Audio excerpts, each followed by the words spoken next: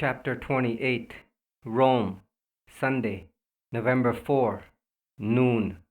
It was a perfect day, Ivo Palazzi thought, for visiting the Villa d'Este with Simonetta and their three beautiful daughters. As Ivo strolled through the fabled Tivoli gardens arm in arm with his wife, watching the girls race ahead from fountain to splashing fountain, he idly wondered whether Piero Ligorio, who had built the park for his patrons, the d'Este family, had ever dreamed how much joy he would one day give to millions of sightseers. The Villa d'Este was a short distance northeast of Rome, nestled high in the Sabine hills.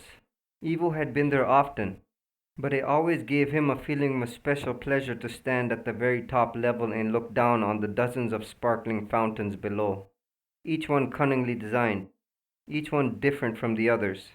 In the past, Ivo had taken Donatella and his three sons here. How they adored it. The thought of them made Ivo sad. He had not seen or talked to Donatella since that horrifying afternoon at the apartment.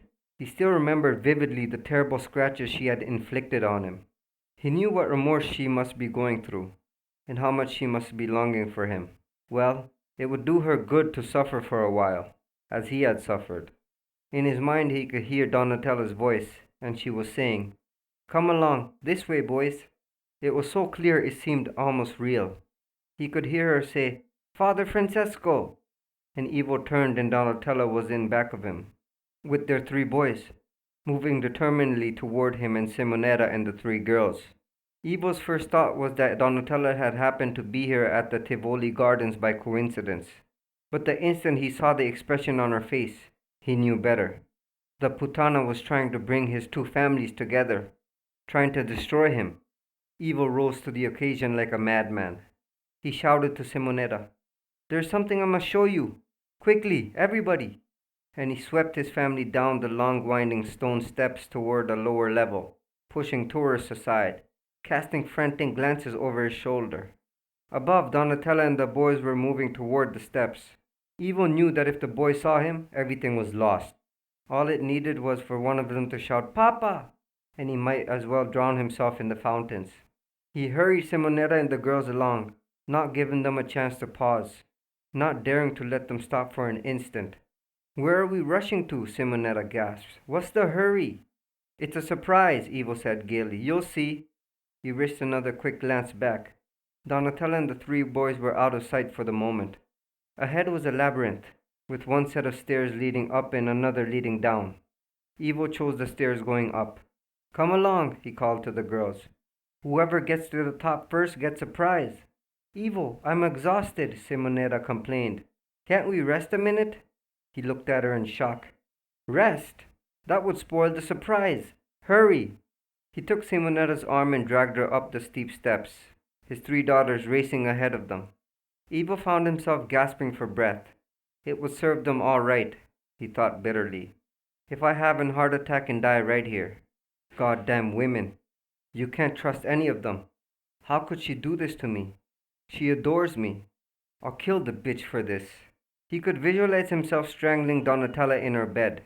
She was wearing nothing but a flimsy negligee. He ripped it off and began to mount her, while she screamed for mercy.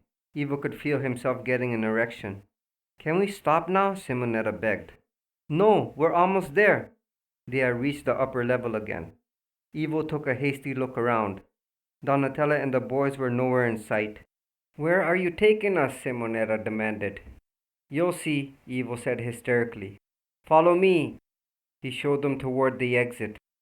Isabella, the oldest girl, said, "Are we leaving, Papa? We just got here."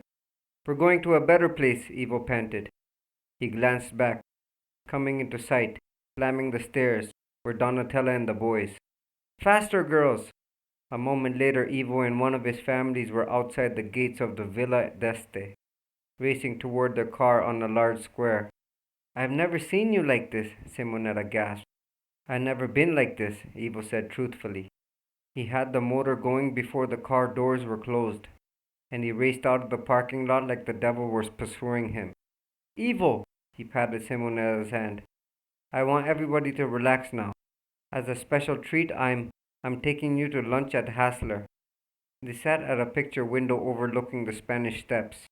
with St. Peter's looming gloriously in the distance. Simonetta and the children had a marvelous time.